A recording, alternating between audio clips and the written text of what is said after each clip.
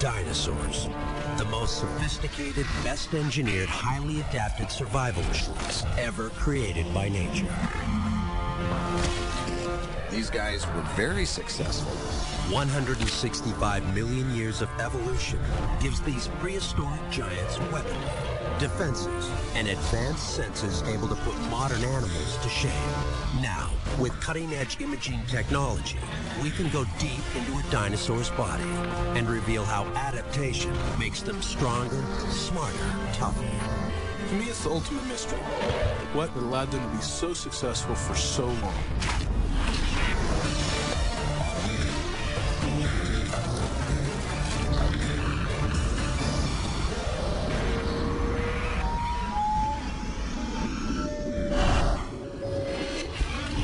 Dinosaurs are the planet's ultimate living creatures.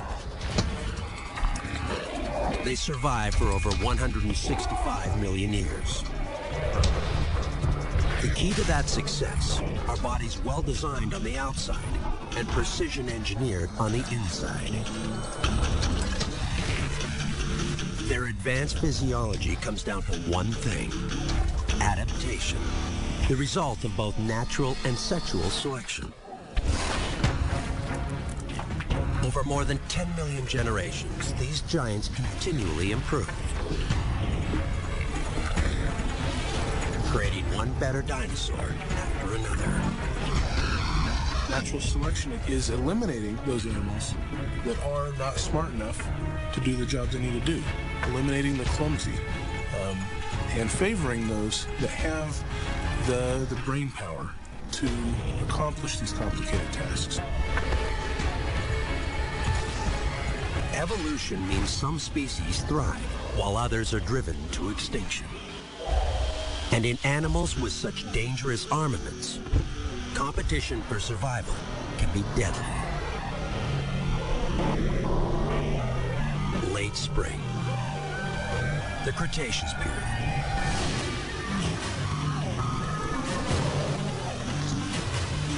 Adolescence is a critical time. Dinosaurs are preparing to mate. Some will succeed, others will fail. In Darwinian calculus, you can be the finest hunter in the land, and if you can't attract and hold on to a desirable mate with desirable genes, you're a loser. A loser whose genes are about to reach the end of the line. Mating is serious business with significant repercussions. A male looking at females, and a female looking at a male. What they're doing, without actually thinking it consciously, is evaluating the potential genes over there. Are your genes good ones? Well, your genes mixed with my genes make a really healthy, very competitive youngsters.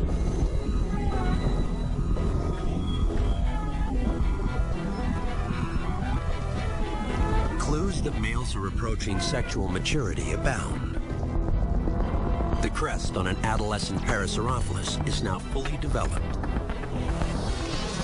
Triceratops horns have grown from little stubs pointing backwards to lethal weapons pointing forward. And Tyrannosaurus rex has staked claim to a territory of his own. Males soon-to-be adults fight for the chance to prove they've got the right stuff. Females choose carefully.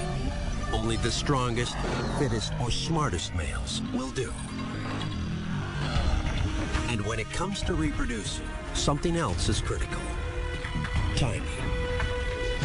Most big predators today breed only during a short interval in the year. Actually, most animals today breed only in a short interval, a couple days or a week or two. The outstanding exception being that peculiar predatory species, Homo sapiens. For egg-laying animals, it's almost always in the late spring or summer.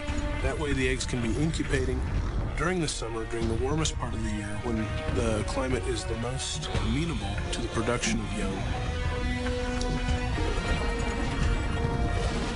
To know when to mate, dinosaurs react to the change of seasons. In the weeks leading up to the breeding season, there would be hormonal changes taking place in the body of the dinosaur that are triggered by passing time itself, by the length of the day, for example. As winter recedes, the days get longer. Sensors in the back of the eyes respond to changing light, transmitting crucial information to the brain. A signal triggers the pituitary gland to release the hormone gonadotropin. These chemicals prepare their bodies to produce eggs or sperm. Raging hormones also trigger dramatic changes in behavior. Very different changes in males and females. For the females, that means stockpiling resources to produce the offspring. For the males, that means figuring out how they're going to beat the other males at the game of reproduction itself.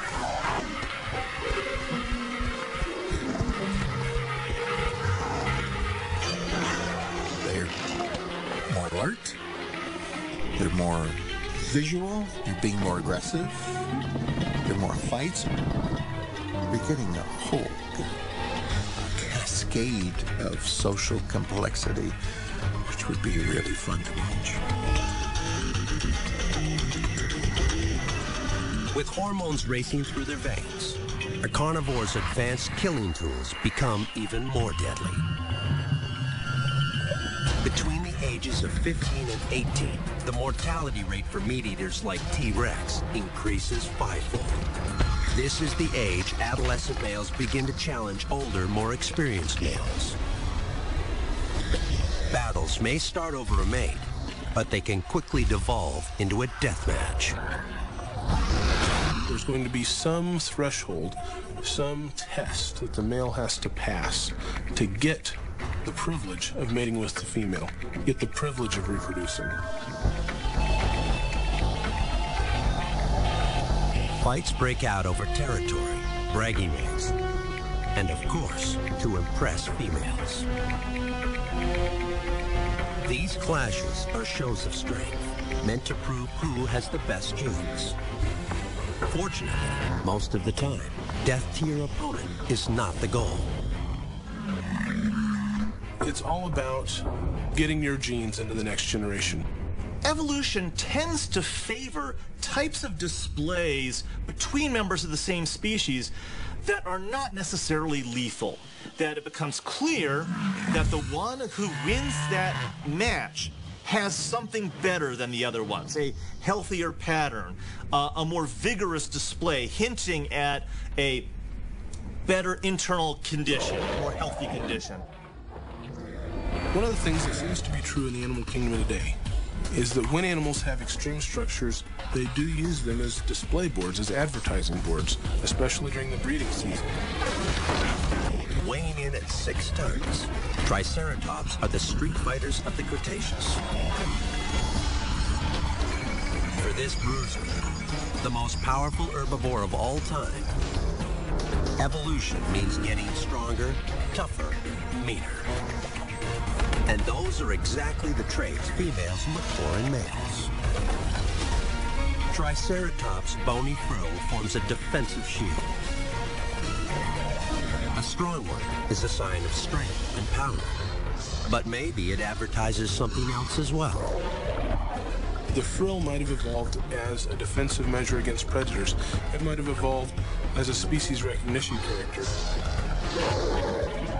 But there's no reason why it couldn't have been taken advantage of in the evolutionary process as a sexual billboard.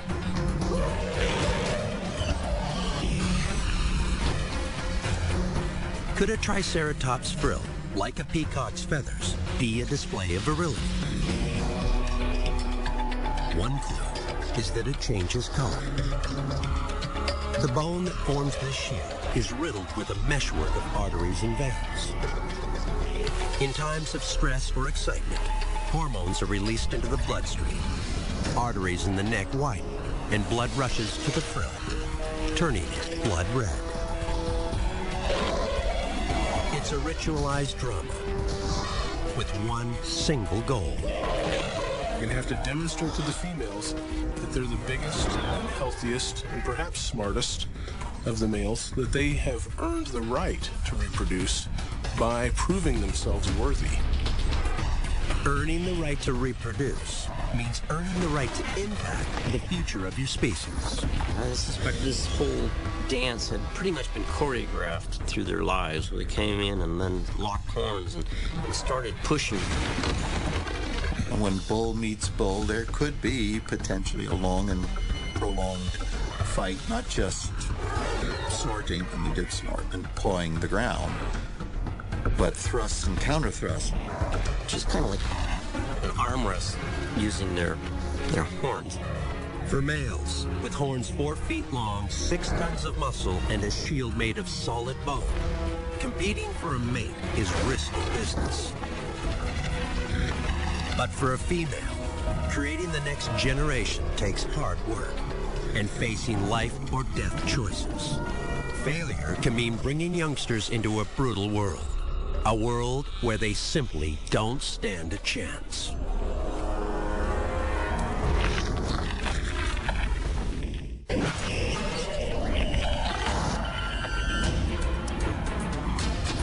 During the Cretaceous, dinosaurs evolved into the most physiologically advanced creatures in Earth's history.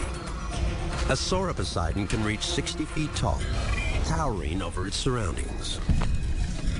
Quetzalcoatlus is a flying reptile as large as a giraffe. And Tyrannosaurus rex is the most powerful carnivore to ever stalk the planet. All these traits are the result of evolution. Adaptation over millions of generations. But evolution is harsh and ruthless, especially for males.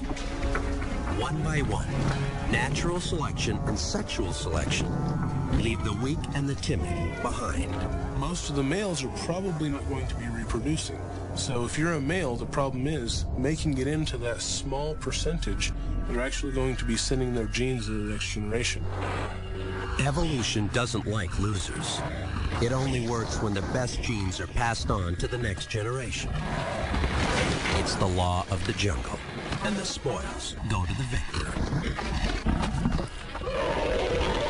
The Darwinian calculus is this: there's a large group of females there that you could control as one male, then you're going to risk fighting another male. The payoff is so big. If you win 20, 30, 40 cows, that's big. The payoff may be huge for the lucky male, but fatal accidents can and do happen. Trying to rule the pack can end badly, very badly, for a young buck. Females have their own concerns. They must prepare to bring a new generation into the world, a new generation that needs to be a little bit better than the last. Fossil records show that dinosaurs needed to prepare for mating early in life. One of the things we're finding in common for all dinosaurs is that they started reproducing when they were still growing. And this tells us that life was cheap in the age of dinosaurs. These dinosaurs may be young, but they've got plenty of work to do. They must ensure that they are in good health, well fed, and have plenty of nourishment for their unfertilized eggs. As these big dinosaurs are growing up, there comes a point where they have to start putting some of the resources not just into growth anymore, but into reproduction. Whether a carnivore or an herbivore, calories are key. To be a successful mother, females need plenty of nutrients. That means high-calorie young leaves and shoots. Or if you're a carnivore, more red meat. Without it, no eggs. Females have to be stockpiling resources, big time. Lots of protein, lots of fats, lots of calcium. All those materials have to be stored in the body so that they're available instantly to start producing the eggs as soon as the animal's mated. Hormones in females stimulate the liver to send yolk to the ovaries. When her eggs are fertilized, the yolk will provide enough nutrition to keep a growing dinosaur embryo alive for as long as 3 months. A dinosaur mother-to-be also needs calcium for eggshells. The dinosaur eggshell is composed of calcium carbonate. Just like bird eggshells today, like some crocodilian eggs, have this hard calcium carbonate eggshell. And that eggshell protects the developing embryo. A single female sauroposeidon produces 300 to 500 eggs each season. That takes a lot of calcium, a mineral in short supply in the plants of the Cretaceous. So just how does this leviathan, a creature requiring almost 400,000 calories a day just to survive, manage to maintain its girth and get enough nutrients to reproduce? Chowing down in springtime is crucial. That's when protein in plants is more available and easier to digest. Calcium is not very abundant in a lot of plants, and so you have to eat a lot. You have to focus on high-quality foods, high-quality plants, the buds, the shoots, the young leaves, to try to get those minerals, those nutrients, to build the babies. With sauroposeidon's voracious appetite, tiny amounts of calcium add up. Bit by bit, it's all stored in her bones, specifically medullary bone. Medullary bone is a very special bone that's laid down only by an ovulating female, and it's laid down to gather together calcium for calcium carbonate eggshells that they are making during ovulation. Medullary is a layer of bone which lines the interior of leg bones. It has no structural purpose. Instead, it's a mobile store for calcium and other minerals required to make eggshells. Once stored in medullary bone, calcium and minerals can easily be broken down and sent to where it's needed. So you're looking at the unfolding, the unpacking of something that starts out as a single cell into an animal that's almost the size of a whale, and it has to come off without a hitch. In sauroposeidon, evolution has favored something else as well: the production of a tremendous number of eggs every year. And every one of those eggs takes resources. After mating, a female sauroposeidon is now starting to grow the eggs inside of her, and eggs are expensive. They're protein and fat and calcium. Calcium for the bones of the embryo eventually, calcium for the shell of the egg. A single sauroposeidon lays hundreds of eggs each season, but many are eaten before they hatch, and most hatchlings are devoured by hungry carnivores.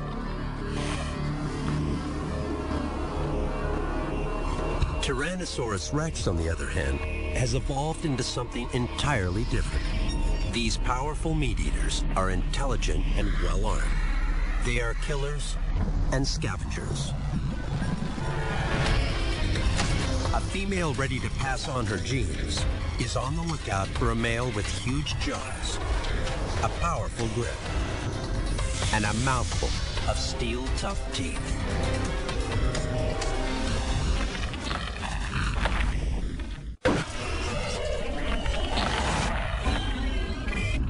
Sauroposeidon is an herbivore. The evolutionary strategy for this giant is to lay hundreds of eggs in the hope that maybe just one or two survive to adulthood. To build eggs and embryos, they must consume thousands of calories of vegetation.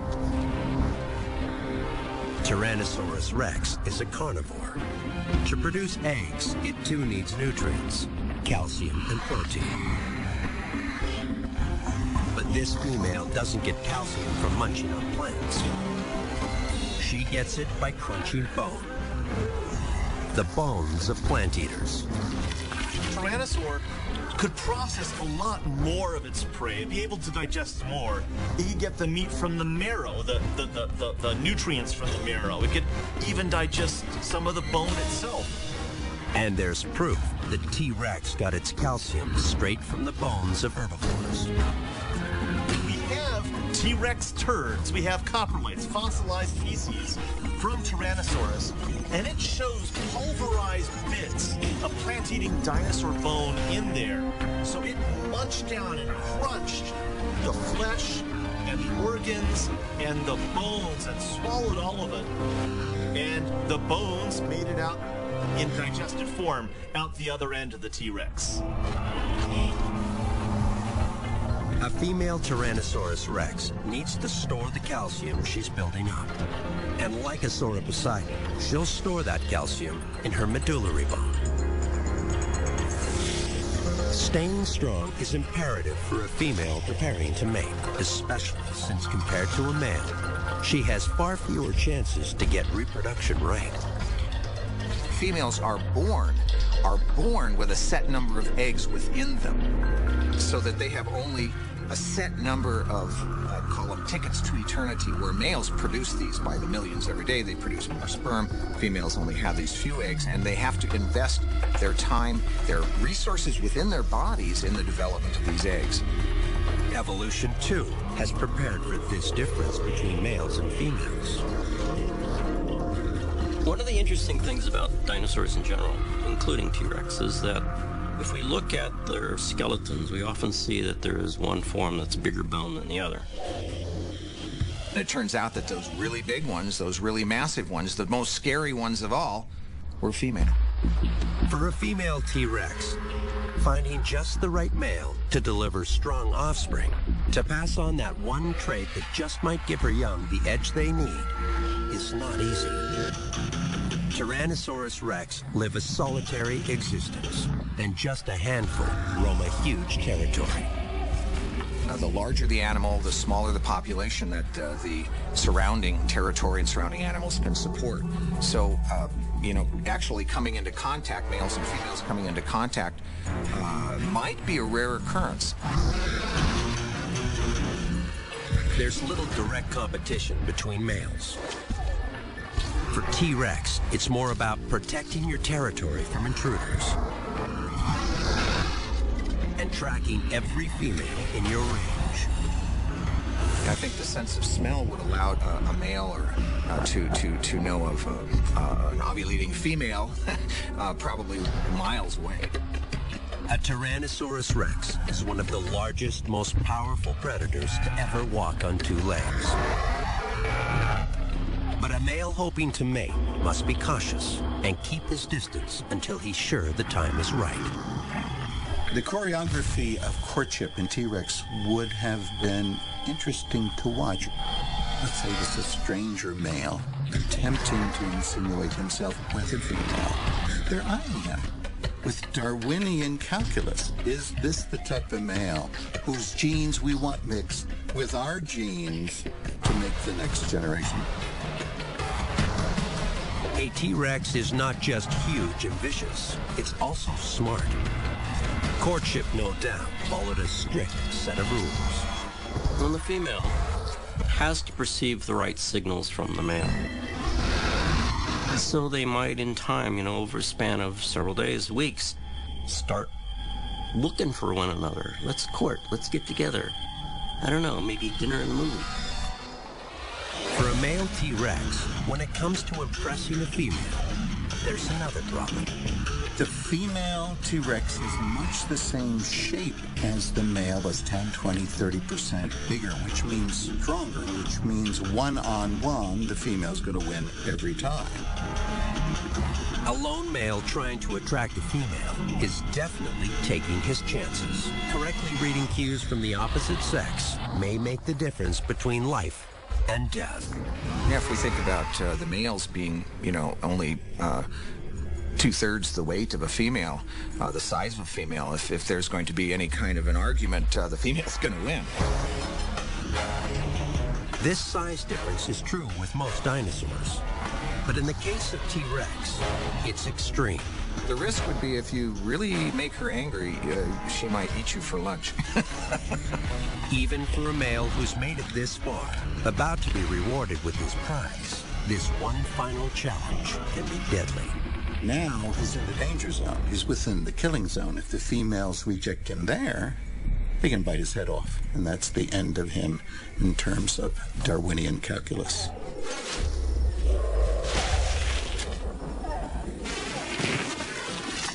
But in the end, despite the many risks and hazards, the strongest, most well-adapted Tyrannosaurus rex passes on his genes to a new generation. A generation that might just grow a little smarter, a bit stronger, and maybe even tougher than its parents. For males, only the strongest or smartest win the right to their prize. And only their traits will be passed on. Perhaps a longer horn, a stronger frill, a bigger slashing claw, better hearing, sight, or smell. The genes for less useful traits eventually reach the end of the line. Fossil evidence tells us much about how dinosaurs adapt, but reveals little about what courtship for these giants might have been like. If we imagine these big 3-4 ton tyrannosaurs doing these mating dances, you know, it's kind of weird. But one thing we do know is that the dangers of mating are real. Fossil evidence points to serious or even fatal injuries. Tails crushed, ribs and vertebrae fractured, skulls bitten. Dinosaurs will create the next generation at their own risk. If there's going to be an attempt at mating on the part of the male, it really has to be certain that the female is receptive. Because if she's not, she can say no in quite a dramatic and indeed a fatal way. There's a reason why evolution put females in charge. When it comes to reproduction, they do the real work. So they get to decide which traits survive and which ones simply die out. The females are really the vital link in the chain here. They're the ones that are building the babies. But a little bit of sperm goes a long way. So most of the males are probably not going to be reproducing. Like animals today, most male dinosaurs battle it out for the chance to reproduce. Females look for a male who can prove he's stronger, tougher, and maybe more clever than the competition. But sometimes evolution goes another direction and rewards highly unusual and very specialized traits. Physically, Parasaurolophus's horn is useless as a weapon. It's hollow and fragile and just 1/10 of an inch thick. But as a communication device, it's a remarkably effective form of defense, able to send out complex messages, warning of danger or distress. Over more than 1,000 generations, this crest grows longer, and the sounds it emits grow deeper, low frequencies, able to travel long distances. Highly developed communication skills become a significant evolutionary advantage, and soon enough, females only want to mate with a guy with a great set of pipes. It's a sound generating organ. It can't help but generate unusual sounds by blowing air through this tube. And because each species has its own distinct shape, each species would have its own distinct sound. But just how did evolution create this bony crest, able to produce sounds that can travel for miles? It's simple. They got bigger. On the outside, the tubes appear to be only about 3 feet long. But on the inside, chambers loop back and forth, creating as much as 8 feet of resonance or natural amplification. Parasaurolophus generates resonant frequencies as low as 50 hertz, a sound almost as deep as a foghorn. We can now actually model the kinds of sounds that resonating chamber would make, and it turns out that they're deep sounds, low-frequency sound. Low-frequency sound waves can transmit for miles, even through dense forest. These calls warn of intruders, a significant defensive advantage.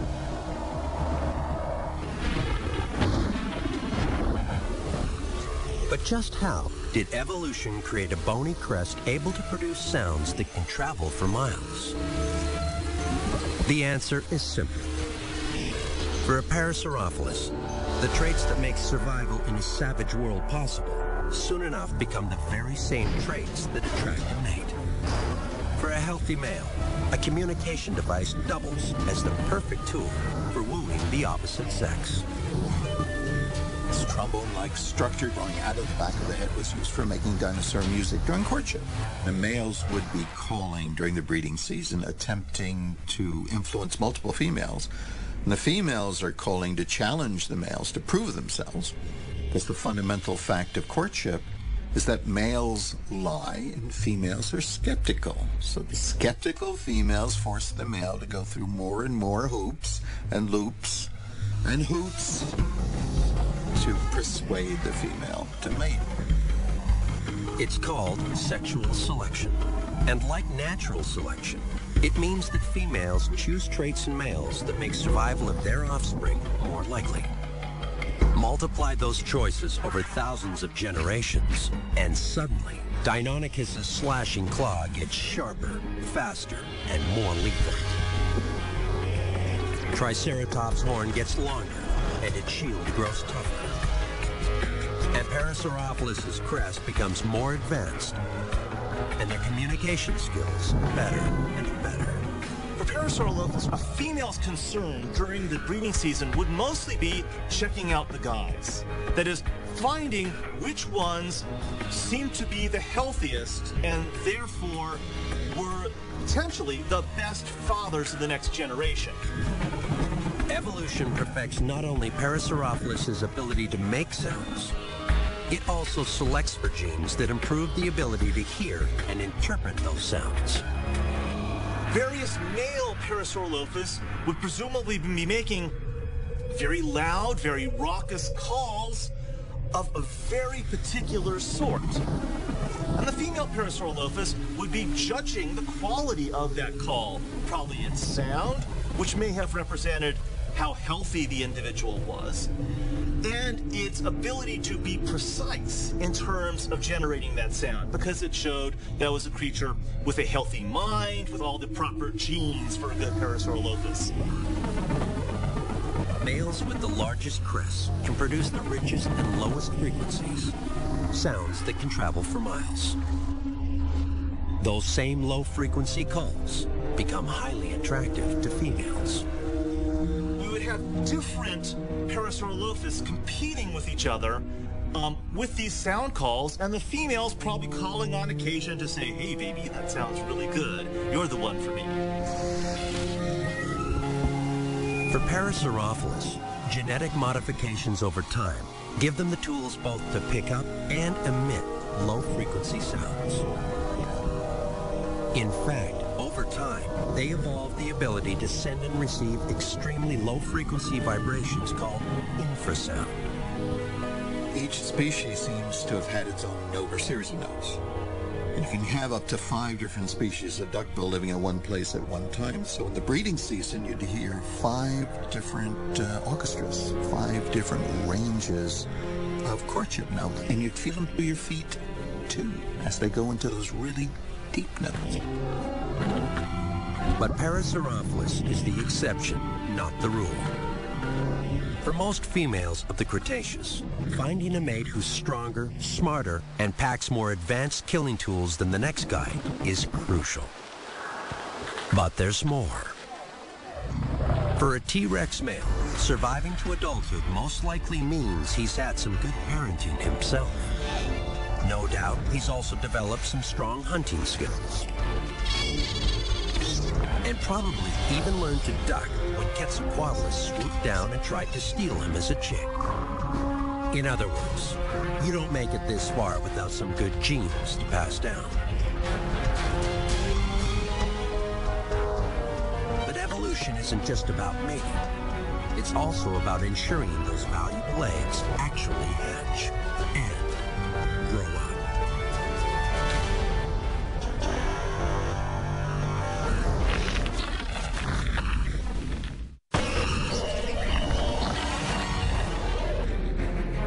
The prehistoric world of the Cretaceous. Here roam creatures from the outrageously large to the outlandishly terrifying and the incredibly bizarre. But every dinosaur, no matter how radical, is hatched from an egg. And like the well-engineered bodies they will eventually grow into, evolution has created some of the most advanced eggs history has ever seen. An egg is like a space capsule. Everything that the embryo is going to need is pretty much in there.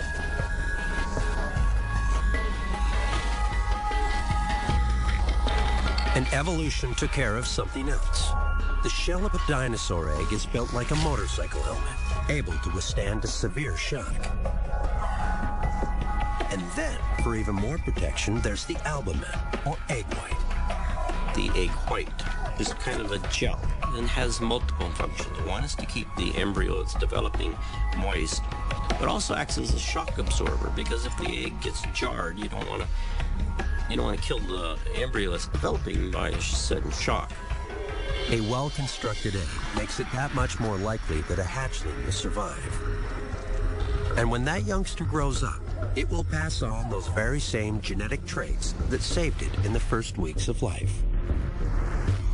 Inside this tiny home, a single fertilized cell divides rapidly. These cells become a myriad of tissue types that will make up bones, skin, nerves, and organs. Dividing cells also form brains, senses, and weaponry needed to protect this dinosaur as it grows up. At this embryonic stage, tiny genetic differences, changes that might only affect 1 in a billion traits, make the difference between a hatchling that survives and one that's chomped, stepped on, or even starves to death. To be able to actually see a baby T-Rex hatching would be something akin to the excitement you would get by going into space, So, I mean, I probably would give maybe just a little more money to go into space than I would to see a T-Rex hatching, but not much more. The age of dinosaurs is an era of sophisticated biodiversity. Diversity that proves one thing. Evolution creates not just one, but many strategies for survival. Yet for one creature, that strategy seems almost cruel. Over her lifetime, a female Sauroposeidon produces thousands of eggs, yet only 2 or 3 survive to adulthood.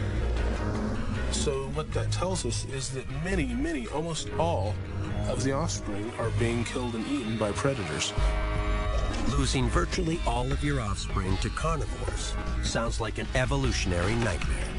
But in fact, it's just the opposite. That one survivor, that 1 in 3,000, may just possess the single trait, giving it the ability to make a quick escape as its siblings are eaten. Or it might inherit a genetic combination that allows it to grow stronger, bigger, and maybe even just a tiny bit faster. The sauropods are probably digging these nests, probably kicking out a little hole with the hind foot, squatting down, depositing a few eggs, maybe 5 or 6, maybe a dozen, covering them up, and then just walking away, forgetting about them. For months, Sauroposeidon eggs are left unguarded, warmed and protected by nothing more than dirt and rotting vegetation. The nests become killing fields. So I'm sure that many sauropod nests were found and destroyed by predators before the babies could even hatch.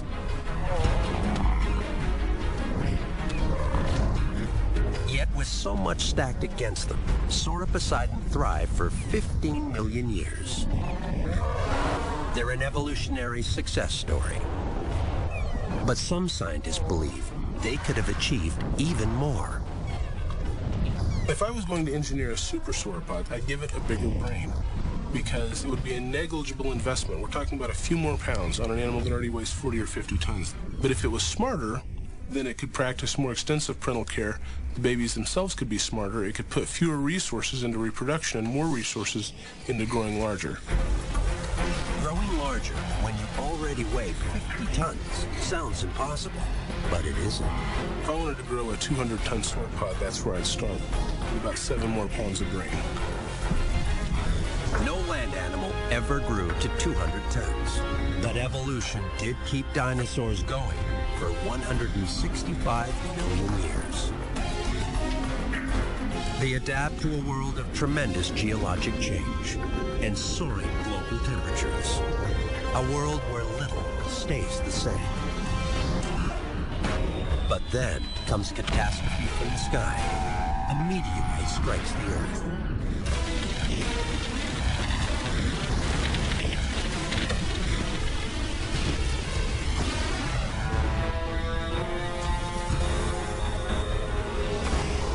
After the great dinosaur die-off, these huge and magnificent creatures seemingly cease to exist. But things are not always as they appear. Maybe dinosaurs are still here. Maybe they're still all around us. It turns out clues are everywhere. A sauropodon could raise its massive head over 60 feet into the air. But this was only possible because their neck bones were so light, almost 85% hollow. The neck vertebrae of sauropodon are 4.5 feet long, but they were almost all air. A T-Rex grew to 7 tons in weight, as big as a killer whale. Yet like sauropodon, its bones were honeycombed with empty spaces. And there's another clue. The lungs of Deinonychus, T-Rex and sauropodon are designed like those of a living thing we see all around us every day. We look at the respiratory system, it's not like those of mammals at all. It's like something much smaller, much more delicate, like birds. Graceful, soaring on the breeze. One of the best adapted and most common creatures to inhabit the Earth. Birds are almost certainly descended from the mighty dinosaur. Everybody knows that birds have hollow bones, and a lot of people think that's an adaptation for flight. What not a lot of people realize is that birds inherited their hollow, air-filled bones from their dinosaurian ancestors. All around the world, birds, like dinosaurs, fill just about every niche in every environment, from the rainforest to the mountains to the seacoast. An ostrich at 9 feet tall and over 300 pounds is the largest modern bird. That may pale in comparison to a Tyrannosaurus rex or the giant sauropodon. But the biodesigns, which give birds their ability to get up in the air, to maneuver in flight, and to reproduce, are clearly found in dinosaurs. Genetic traits that once allowed dinosaurs to grow to mammoth proportions or survive in a world of brutal killers. Features honed by 165 million years of evolution simply never went away. Tools that once served dinosaurs so well have adapted to serve new functions in modern birds. Dinosaurs used hollow bones to grow very large. Birds used them to save weight. Dinosaurs used air sacs to move air along their massive necks. Birds use air sacs to stay aloft for long periods. It turns out that in many ways the only difference between dinosaurs and birds is scale. And there's even evidence that many terrestrial dinosaurs nearly had what it takes to fly. In fact, the arms and hands of Deinonychus work remarkably like a bird's wings. For Deinonychus, this high-speed motion creates a grasping claw able to dig deep into flesh. In a bird, this same bone allows its wings to flap at those same high speeds, the key to flight. Deinonychus arms were very specialized, much like modern birds. In fact, like a modern bird, they have the ability to fold their arms, or their wings, if you will, to the side. This is the same folding ability that allows birds to fly today. The wings of a bird in flight are a living example of Deinonychus's claw in action. Look at a bird out in nature as it's moving its wings back and forth. The pattern of the joints and the angle of the joints in the wings of birds closely match the pattern we see in Deinonychus. And there's one final clue. A clue that all but definitively connects birds and dinosaurs. And it's something you'd least expect. something scientists call the fibula. We call it a wishbone. Wishbones today only exist in birds, yet virtually every one of the most ferocious carnivorous dinosaurs had one. In the end, the evidence points to one single conclusion. The mighty T-Rex, the wily Deinonychus, the graceful Quetzalcoatlus, the giant Sauropsid, all were just supersized birds. So next time you sit down, ready to carve that Thanksgiving turkey, just imagine what that bird's great-great-great-great-grandparents could do to you.